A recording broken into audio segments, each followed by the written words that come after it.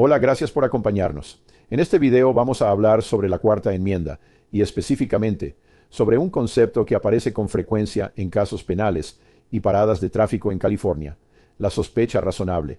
Este tema es importante porque muchas personas escuchan frases como me detuvieron, me hicieron preguntas, me registraron o me pararon mientras manejaba, pero no siempre saben cuál es el estándar legal que debe existir antes de que un oficial pueda limitar su libertad, aunque sea por un periodo breve.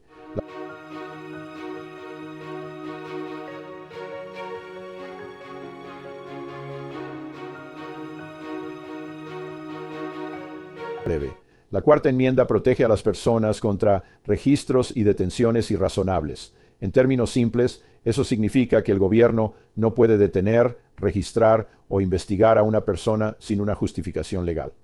Pero no todas las interacciones con la policía requieren el mismo nivel de justificación. Para un arresto, normalmente se requiere causa probable.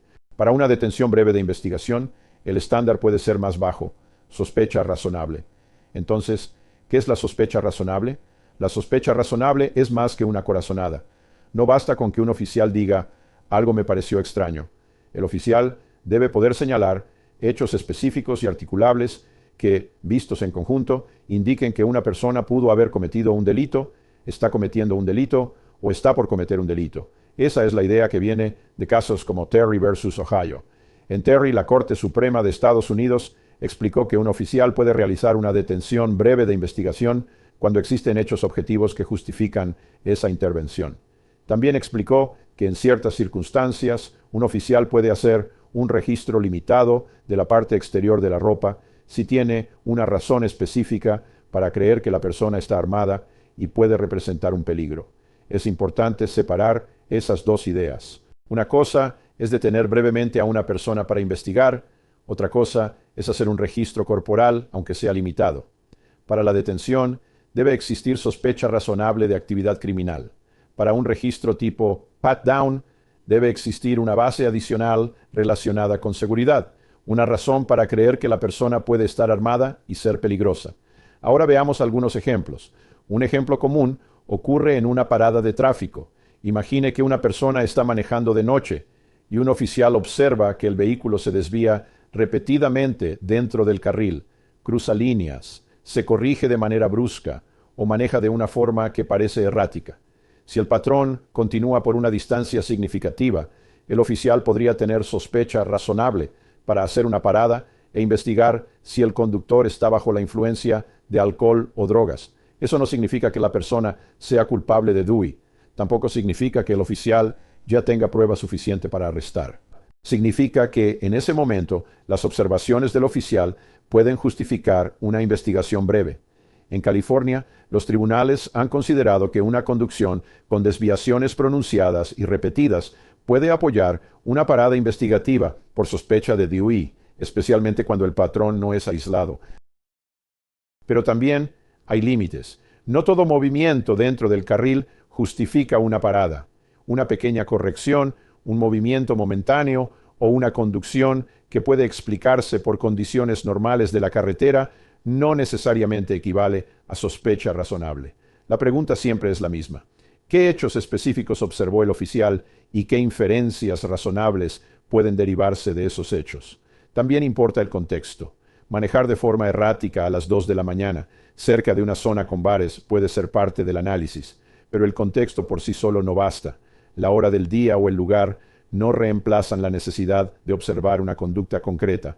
Otro ejemplo viene de las llamadas al 911. En Navarrete versus California, la Corte Suprema analizó una situación en la que una llamada al 911 reportó que una camioneta había sacado a otro vehículo de la carretera. La Corte concluyó que, bajo esas circunstancias, la llamada podía generar sospecha razonable para una parada por posible conducción bajo la influencia. La Corte tomó en cuenta que la llamada describía una conducta peligrosa y específica, y que el sistema 911 tiene características que pueden ayudar a evaluar la confiabilidad del reporte. Pero de nuevo, no todas las llamadas son iguales. Una acusación vaga, sin detalles, sin descripción confiable o sin conexión clara con actividad criminal puede no ser suficiente. La ley exige mirar la totalidad de las circunstancias. Ahora hablemos de una situación muy discutida: estar en una zona descrita como de alta criminalidad y alejarse de la policía. En Illinois versus Wardlow, la Corte Suprema de Estados Unidos dijo que la presencia en un área de alta criminalidad, combinada con una huida repentina y no provocada al ver a la policía, podía ser parte de una base para sospecha razonable. Pero la Corte también dejó claro que estar en una zona considerada de alta criminalidad por sí solo no convierte a una persona en sospechosa. Este punto es muy importante. La Constitución no permite que una persona sea detenida simplemente por estar en cierto vecindario. Tampoco permite una detención basada únicamente en una impresión general o en una etiqueta amplia sobre una comunidad. En California, este análisis ha seguido evolucionando. En People versus Flores, decidido por la Corte Suprema de California en 2024, la Corte examinó una detención donde los oficiales observaron a una persona de noche en un área conocida por actividad relacionada con narcóticos y pandillas. La persona trató de evitar ser vista y tuvo un comportamiento que los oficiales consideraron inusual. Aún así, la Corte Suprema de California concluyó que esos hechos no daban una base particularizada y objetiva para sospechar que esa persona estaba participando en actividad criminal. La Corte ordenó que la evidencia obtenida durante la detención fuera suprimida. La lección de ese caso es clara: el comportamiento evasivo puede ser relevante, pero no siempre es suficiente. El análisis debe estar conectado a hechos concretos que apunten a una actividad criminal específica. Una persona puede querer evitar contacto con la policía por muchas razones que no tienen nada que ver con cometer un delito. Ahora pensemos en otro ejemplo: una descripción vaga de un sospechoso. Supongamos que ocurre un delito en un área con mucho tráfico peatonal. La descripción del sospechoso es muy general: altura aproximada, raza, tal vez ropa de color oscuro, pero pocos detalles más. Una semana después, un oficial ve a una persona que coincide parcialmente con esa descripción general y decide detenerla. Esa situación plantea problemas serios. Mientras más vaga sea la descripción, más difícil será justificar una detención. Mientras más tiempo haya pasado desde el incidente, más débil puede ser la conexión. Y si el área tiene mucho tráfico peatonal, es probable que muchas personas coincidan de forma general con la descripción. En esas circunstancias, puede no existir sospecha razonable. Este punto es fundamental porque la sospecha razonable debe ser particularizada. No basta con decir que una persona se parece a una descripción amplia. La ley requiere algo más preciso: detalles que conecten a esa persona con una conducta específica o con un evento específico. También es importante hablar de lo que sucede en California durante una parada de tráfico o una parada peatonal. Desde el 1 de enero de 2024, el Código de Vehículos de California, sección 2806.5, exige que un oficial que realiza una parada de tráfico o peatonal indique la razón de la parada antes de iniciar preguntas relacionadas con una investigación criminal o una infracción de tránsito. El oficial también debe documentar la razón de la parada en cualquier citación o reporte policial resultante. Hay una excepción cuando el oficial cree razonablemente que decir la razón podría poner en peligro la vida o la propiedad por una amenaza inminente. Esta regla no elimina el análisis constitucional de sospecha razonable, pero sí es una protección adicional importante en California. Ayuda a que la razón de la detención quede clara desde el principio y pueda evaluarse después en la corte si hay una moción para suprimir evidencia. Entonces, ¿por qué importa todo esto? Importa porque muchos casos penales comienzan con una parada de tráfico, una conversación que deja de ser consensual, una detención breve en la calle, un registro limitado, una pregunta que conduce a otra pregunta, y después tal vez a evidencia, cargos y un proceso penal. Cuando se impugna una detención, el tribunal analiza qué sabía el oficial en ese momento, qué observó, qué dijo, qué hizo la persona detenida, y si esos hechos vistos en conjunto justificaban la intervención.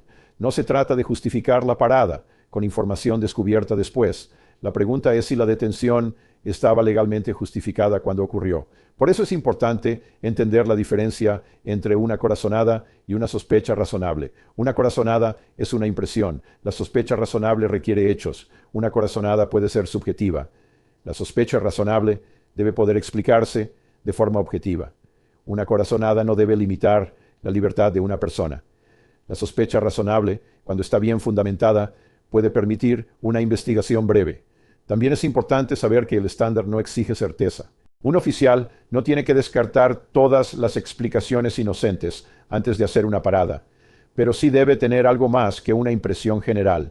La ley busca un equilibrio entre la seguridad pública y los derechos constitucionales. Si usted se encuentra en una situación donde fue detenido, interrogado, registrado o arrestado y cree que la parada no tenía una base legal, hable con un abogado de defensa penal. Un abogado puede revisar los reportes, las grabaciones de cámara corporal, las grabaciones de patrulla, las declaraciones de los oficiales y la cronología del caso para determinar si hubo una violación de la Cuarta Enmienda o de la Ley de California. En algunos casos, si la detención o el registro fueron ilegales, la defensa puede presentar una moción para suprimir evidencia. Eso significa pedirle al juez que excluya evidencia obtenida como resultado de una violación constitucional o legal. La sospecha razonable puede parecer un concepto técnico, pero en la práctica afecta situaciones muy reales. Afecta cuando un oficial puede parar un vehículo. Afecta cuando una persona puede ser detenida en la calle. Afecta cuando una investigación breve se convierte en un registro. Y afecta si la evidencia obtenida después puede usarse en un caso penal. En De Nieves Law Firm, nuestro objetivo es explicar estos temas de manera clara, profesional y práctica, para que las personas entiendan sus derechos y el papel que juega la Constitución en el sistema penal. Gracias por acompañarnos. En el próximo video seguiremos explicando conceptos importantes de la Cuarta Enmienda y cómo pueden aplicarse en casos reales en California. No olvides darle like y compartir este video. Y para más contenido legal, sigue viendo y suscríbete a nuestro canal.